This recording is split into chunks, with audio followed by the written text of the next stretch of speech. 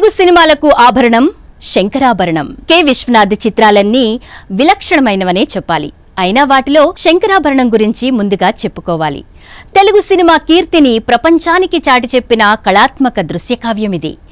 ఇన్నేళ్ల తర్వాత కూడా ఆ సినిమాను చూస్తే మనవైన సంగీత, సాహిత్య, నృత్య కళలపై గౌరవం ఉప్పొంగి గర్వం పెల్లుబుకుతుంది. 1980లో విడుదలైన ఈ సినిమా అప్పట్లో పెను సంచలనం. ఇందులోని సంగీతం, సాహిత్యం ఇప్పటికీ వీణుల విందు చేస్తాయి. విశ్వనాథ్ దర్శకత్వ ప్రతిభను గొప్పగా ఆవిష్కరించిన సినిమా ఇది. ఇంకా చెప్పాలంటే ఆయన సినీ కెరీర్ నే మార్చేసిన మూవీ.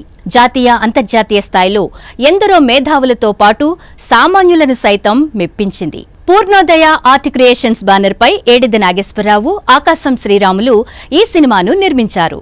శంకర శాస్త్రి పాత్ర కోసం ముందుగా కృష్ణంరాజు, శివాజీ గణేశన్ వంటి వారిని అనుకున్నారట.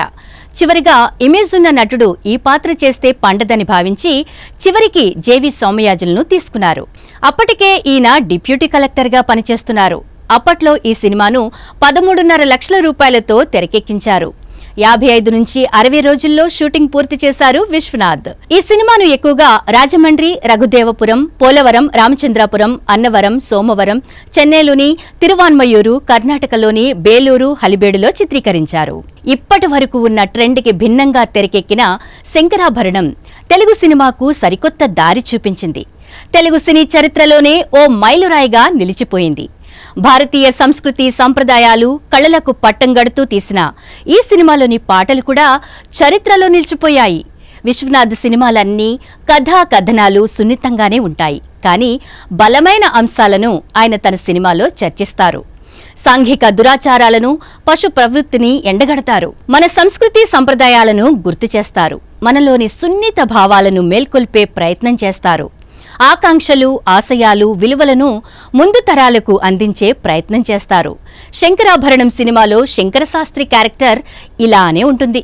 అందుకే కాలాన్ని, మారుతున్న అభిరుచుల్ని తట్టుకుని ఇప్పటికీ గొప్ప సినిమాగా నిలిచిపోయింది. శాస్త్రీయ సంగీతానికి ఆదరణ కరువైన ఆ రోజుల్లో ఎంతో మంది సంగీతం నేర్చుకోవడం మొదలుపెట్టారు అంటే శంకరాభరణం ప్రభావం ఎంతలా పనిచేసిందో అర్థమవుతోంది.